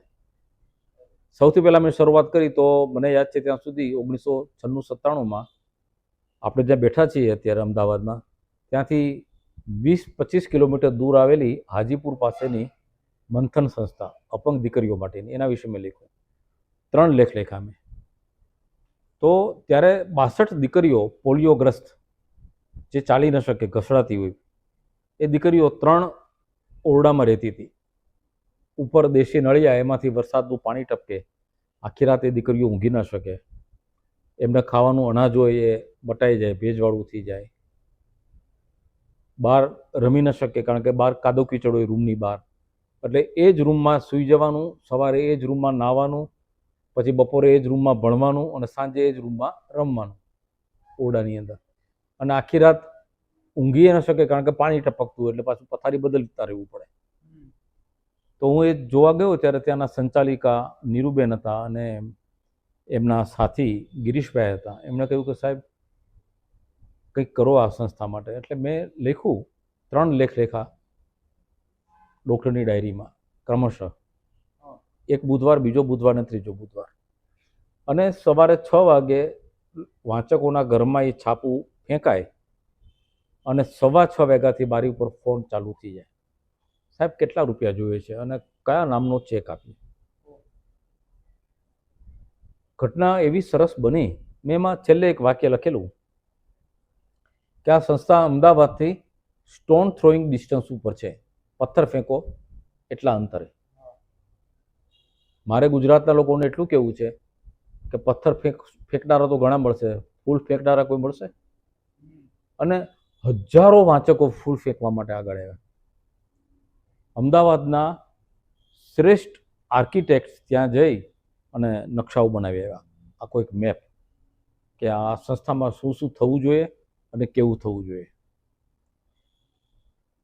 ટ્રકોને ટ્રકો ભરીને લોકો સિમેન્ટની થેલીઓ ત્યાં દરવાજા પર ઉતારી આવ્યા. પોતાનું નામ જણાવવા માટે ઊભા ના રહ્યા. સંસ્થાના ગેટ પાસે ઈંટો ઠાલવી ગયા, સિમેન્ટની કોથળીઓ આવી ગઈ, થેલી આવી ગઈ, લોખંડના સળિયા આવી ગયા, રેતી બધું આવી ગયું. અને બિલ્ડરો ત્યાં જઈને નીરુબેનને કહેવાય કે બેન તમે કહો, મેપ આપો આર્કિટેક્ટે બનાવેલા, તો અમે સંસ્થા ઊભી કરી દઈએ. જ્યાં વગડો હતો ત્યાં અત્યારે વૃંદાવન જેવું સંસ્થા ઊભી છે. 62 દીકરીઓ તમને રડાવી દે એવી હાલતમાં જીવતી હતી, ત્યાં અત્યારે 450 દીકરીઓ કિલ્લોલ કરી રહી છે. બધી દીકરીઓના 2 દીકરીઓનો રહેવાના રૂમ છે, ડનલોપના ગાદલા છે, સરસ મજાની આપણા ઘરમાં હોય એવી ચાદરો છે, ઓશિકા છે. એ લોકોને બહાર જવું હોય પિકનિક ઉપર કે એના માટેની બસો આવી ગઈ છે. પ્રાર્થના ખંડ છે, પ્રાથમિક શાળા છે, બહાર ભણવા જવું પડતું તો આપણે પ્રાથમિક સ્કૂલ, હાઈસ્કૂલ, દવાખાનું બની ગયું, ફિઝિયોથેરાપી બની ગયું. કેટલું ડેવલપ થયું છે. એનું રસોડું આધુનિક, ડાઇનિંગ ટેબલ બધું આવી ગયું. એનો સ્ટોરેજ ને બધું તમે જુઓ તો આપણને એમ થાય કે સંતોષ થાય કે મારી કલમથી કંઈક સારું કામ થયું. મેં જિંદગીમાં જો કંઈક પાપ કૃત્યો કર્યા હશે ને તો આ 450 દીકરીઓના આશીર્વાદ મને બચાવશે. મારી કલમથી જે કેટલાક સારા કામો થયા એનો મને સંતોષ છે. પછી તો ઘણી બધી સંસ્થાઓ માટે લખ્યું મેં. ડૉક્ટર ભરત ભગતની પોલિયો ફાઉન્ડેશન હવે જે હેલ્થ કેર બની ગઈ છે એના માટે મેં ખૂબ લખ્યું. હમણાં જ જેમનું અવસાન થયું, પદ્મશ્રી સુરેશભાઈ સોની અને ઇન્દિરાબેન સોનીની રાજેન્દ્રનગર પાસે આવેલી કુષ્ઠરોગની સંસ્થા, એના માટે પણ મેં લખ્યું. ગોરજ મુનિ સેવાશ્રમ અનુબેન ઠક્કરની સંસ્થા, એના માટે પણ મેં લખ્યું. વાલ્મીકી આશ્રમ રાજપીપળા પાસેના જંગલમાં આવેલી એક સંસ્થા, ત્યાં 450 આદિવાસી બાળકો અભાવગ્રસ્ત જિંદગી જીવે છે, એના માટે પણ મેં ઘણું લખ્યું અને કામ પણ થયું. અને ક્યાંય હું ટ્રસ્ટી તરીકે જોડાયો નથી, હું લખીને છૂટો થઈ ગયો છું. પછી એ સંસ્થા જાણે અને વાંચકો જાણે. બહુ સારું કાર્ય કહેવાય. સાહેબ ખરેખર એક ખૂબ મોટી વાત કહેવાય કે તમે લખો અને આટલા બધા લોકો તરત જ તમે કીધું એ રીતે ફૂલ ફેંકે છે કે તમે ખાલી એક આંગળી ચીંધો એનું પણ અત્યારે કહેવાય કે પૂન મળે છે. એટલે કેટલી મોટી વાત કહેવાય કે 1 લેખથી આટલા કરોડો રૂપિયાનું દાન આવે. તો તમારી પણ એ રીતની આખી છાપ હશે કે તમે જે લખો છો એ 100% સાચું જ લખો મારી છો. કલમને હું બહુ યશ નથી આપતો, હું એક માધ્યમ બન્યો છું. સૌથી મોટો યશ આપું છું આ અખબારોને. જે અખબારોમાં મેં લખ્યું એ મારી વાતને 2.5 કરોડ લોકો સુધી લઈ જાય છે. જી, જી. એ મોટો ફાયદો. અને બીજું, મારા વાંચકો રિએક્ટિવ છે અને રિસ્પોન્સિવ છે. એ લોકો રિસ્પોન્સ આપે છે ત્યારે આ કામ થાય છે. બાકી નહીંતર આપણે લખ્યા પછી કોઈ વાચક ન પણ મદદ કરે.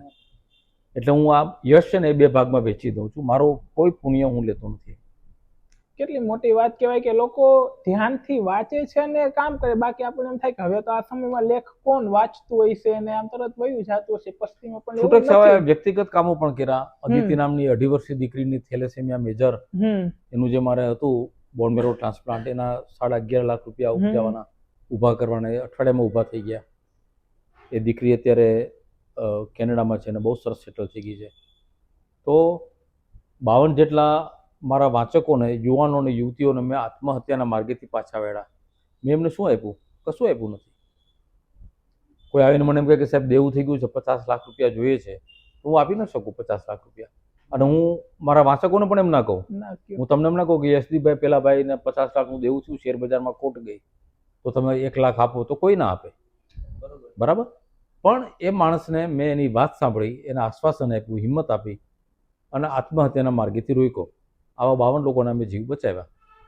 તો એ હું લેખક હતો માટે મારા શબ્દની એના ઉપર અસર પડી. જી જી.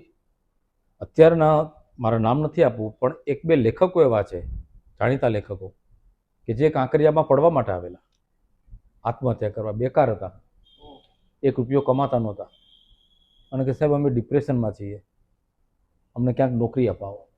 એને મેં તાત્કાલિક તો થોડી ઘણી 800 રૂપિયા કે 1000 રૂપિયાની નોકરી અપાવી, પછી યોગ્ય જગ્યાએ નોકરી અપાવી. આજે એ લોકો દર મહિને લાખેક રૂપિયા કમાઈ લે છે અને સરસ કામ કરી રહ્યા છે. હું ક્યારે એમના નામ આપતો નથી. એ લોકો પણ ક્યાંય જાહેરમાં કહેતા નથી કે શરદભાઈ અમને નવું જીવન આપ્યું. અમે બંને જાણીએ છીએ. ડોક્ટર અને લેખક આ બંને તો એક વ્યવસાય છે, પણ આ બંને સિવાયનો તમારો કઈ શોખ કે એ શું? મારો સૌથી પહેલો શોખ જીવતા માણસ સાથે ગોષ્ઠી કરવાનો. ઓહો. જો મને કોઈ મિત્રો મળી જાય કે અજાણ્યો માણસ મળી જાય તો હું 4-5 કલાક એની સાથે બેસીને વાતો કરી શકું. માણસ ન મળે, જો કોઈ મસ્તક ન મળે તો પછી પુસ્તકને પકડું છું. વાંચનનો બહુ શોખ, જિંદગીભર ખૂબ વાંચ્યું છે, હજારો પુસ્તકો વાંચ્યા છે. સાહિત્યના તમામ પ્રકારોના પુસ્તકો વાંચ્યા છે. હવે માત્ર અધ્યાત્મના અને ધર્મના પુસ્તકો વાંચું. ત્રીજો શોખ મને સંગીતનો, જૂની હિન્દી ફિલ્મોના ગીત સંગીત માણવાનો મને ખૂબ જ શોખ હતો. મેં 20-22 વર્ષ મારી મ્યુઝિકલ ક્લબ પણ ચલાવી. કોરોના આવ્યા પછી એ ક્લબ બંધ કરી. અને અત્યારે લેટેસ્ટ મારા જીવનમાં પરિવર્તન એ આવ્યું છે કે સંપૂર્ણપણે રાઇટ એંગલે ટર્ન લઈ અને હું અધ્યાત્મના માર્ગે જતો રહ્યો છું. મેડિટેશન, મંત્ર જાપ, ધાર્મિક વાંચન. ઘરમાં પણ મોટાભાગે એકાંતમાં રહું છું. 3જા માળે મારો સાધના ખંડ છે. 24 કલાકમાંથી 22 કલાક હું એકલો હું છું. આખી જિંદગી 3 વાગે હું પથારીમાં પડતો હતો, એના બદલે હવે 3 વાગે જાગી જાઉં છું. મારી સાધના શરૂ થઈ જાય છે અને લગભગ મારા મનને, મારા ચિત્તને, મારી વૃત્તિઓને સંસારમાંથી પાછી ખેંચી રહ્યો છું. મારા જેવા યુવકને પુસ્તક વાંચવાની શરૂઆત કરવી હોય તો પેલું પુસ્તક કયું હોઈ શકે? પેલું કયું હોઈ શકે એવું હું પિનપોઈન્ટ તમને નામ નહીં આપી શકું, પણ હું તમને ગાઈડલાઇન્સ આપું. કારણ કે દરેક માણસની રુચિ ભિન્ન હોય છે. બરાબર. મને ગમતું પુસ્તક હું તમને કહું ને, તમને કદાચ પેલા 2 પેરેગ્રાફમાં તમને કંટાળો આવે ને તમે મૂકી દો. હું એટલું કહીશ કે શિષ્ટ સાહિત્ય વાંચો, પુસ્તકો વાંચવા આવ્યું તો સંસ્કારી સાહિત્ય વાંચો. અને ત્રીજું, બહુ ક્લિષ્ટ ભાષામાં ન લખાયેલા હોય એવા પુસ્તકો વાંચો. શિષ્ટ સાહિત્ય એટલે ક્લિષ્ટ સાહિત્ય એવું ફરજિયાત નથી. બરાબર. ચોથો મહત્વનો મુદ્દો કે અમારા જમાનામાં જ્યારે અમે વાંચતા હતા ત્યારે નવલકથાઓ વાંચતા, જેમાંથી અમને મનોરંજન મળતું. કારણ કે એ જમાનામાં ટીવીનું કે મોબાઈલનું કે એ બધું માધ્યમ નહોતું. એટલે અમને જે જ્ઞાન મળતું, જે મનોરંજન મળતું, જે જાણકારી મળતું, એ બધું પુસ્તકોના વાંચનમાંથી. એટલે અમે એ જમાનામાં મેઘાણી, મુનશી, પન્નાલાલ પટેલ, ધૂમકેતુ એ બધાની નવલકથાઓ વાંચતા. કદાચ આજના યુવાનોને એમાં રસ પડશે કે નહીં મને ખબર નથી. હવે આજના યુવાનોને કદાચ આત્મકથાઓ વાંચવામાં રસ પડે.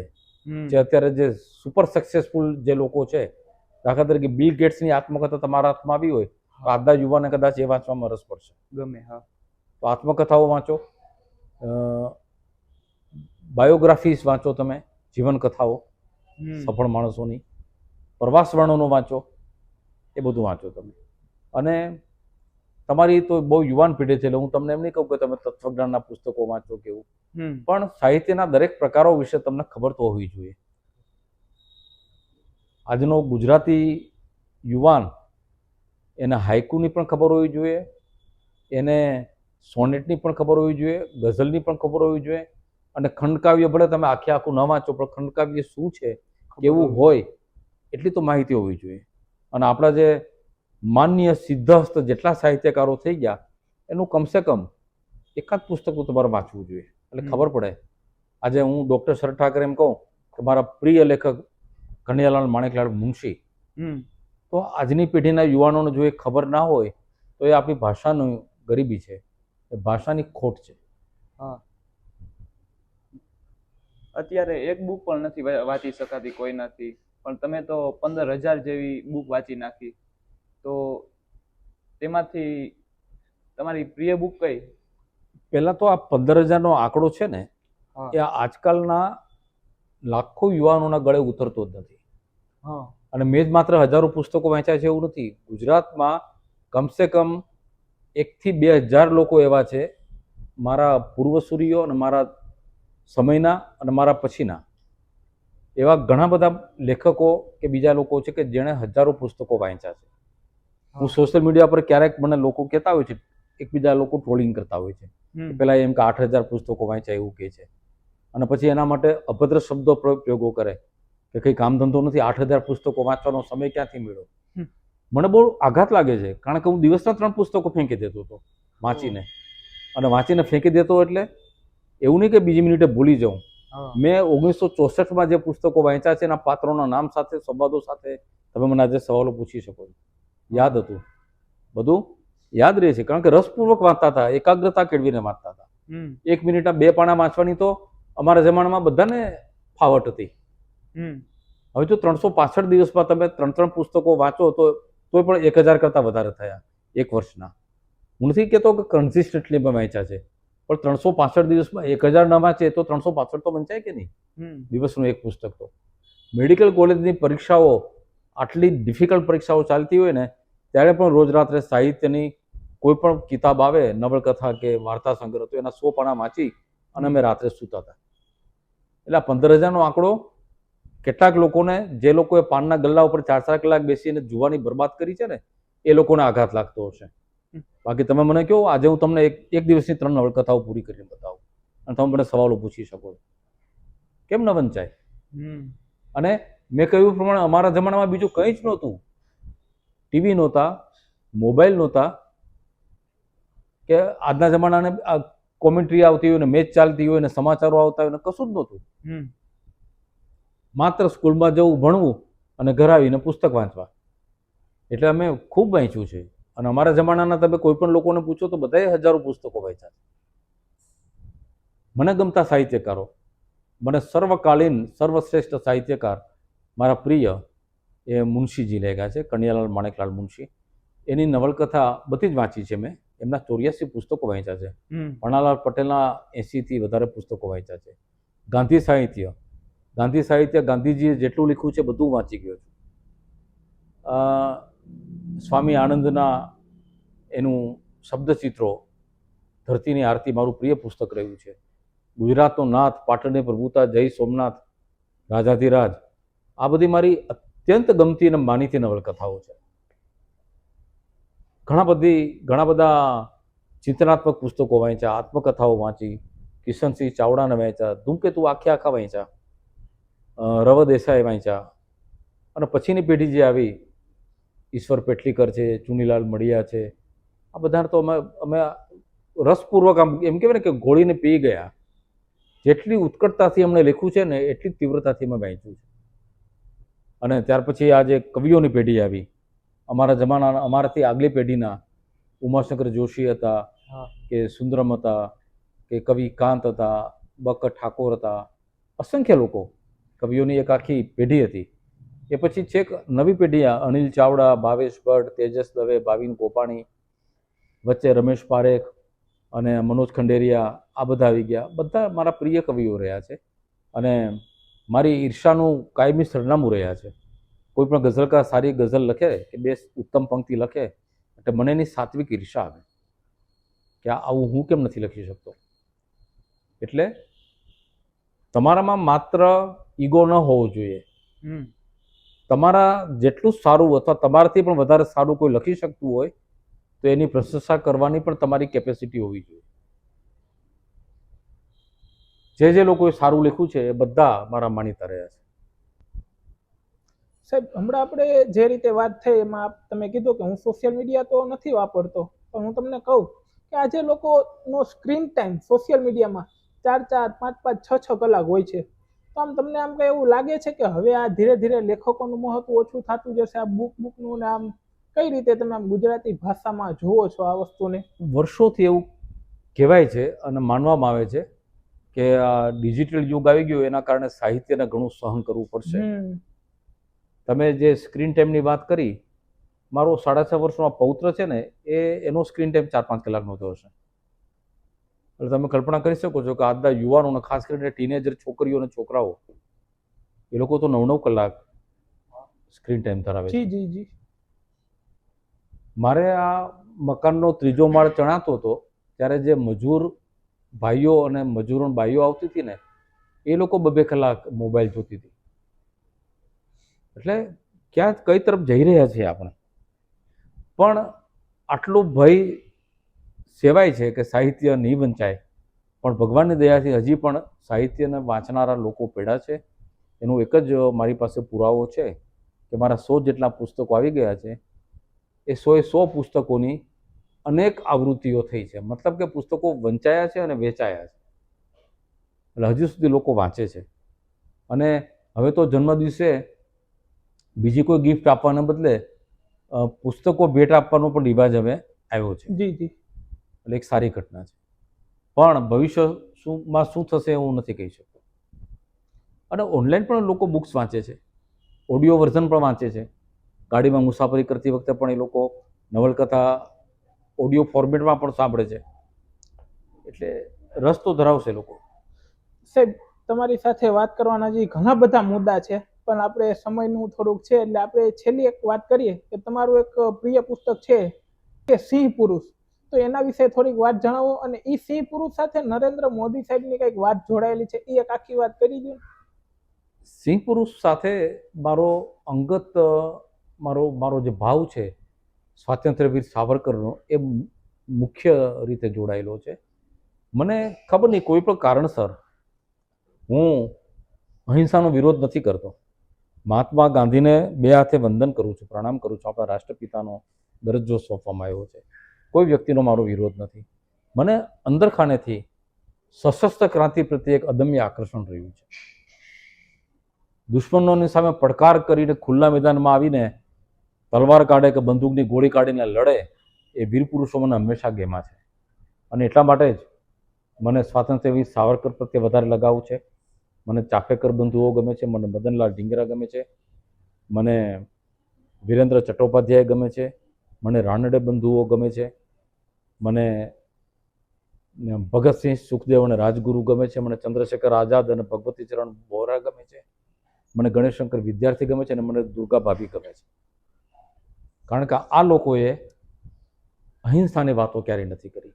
અને આ બધા અંગત જીવનમાં કે સામાન્ય લોકો માટે પૂરેપૂરા અહિંસક હતા. એમણે કારણ વગર એક કીડીને પણ મારી નથી. પણ દેશના દુશ્મનોને તો મારવા જ પડે. અને જે લોકો અહિંસાનો ઢોલ બજાવે છે એ લોકોનું હું એમ કહીશ કે આજે આપણા દેશના સીમાડા ઉપર આપણું જે લશ્કર ઊભું છે, આપણા જવાનો જે લડે છે અને શત્રુઓને મારે છે, એ અહિંસા છે, એ હિંસા છે, અને એ હિંસા જાહેર છે. આતતાઈઓને હણવામાં પાપ નથી, એવું મહાભારત કાળનો મોહન આપણને કહી ગયો છે. 20મી સદીના મોહને કહ્યું છે કે કોઈ એક ગાલ ઉપર લાફો મારે તો બીજો ગાલ ધરો. મને 20મી સદીના મોહનમાં રસ નથી, મને મહાભારત કાળના મોહનમાં રસ છે. કે જેમ કે તમારા એક ગાલ ઉપર કોઈ લાફો મારવા માટે હાથ ઉગામે, એ સાથે એનો હાથ ખભામાંથી છૂટો કરી નાખે.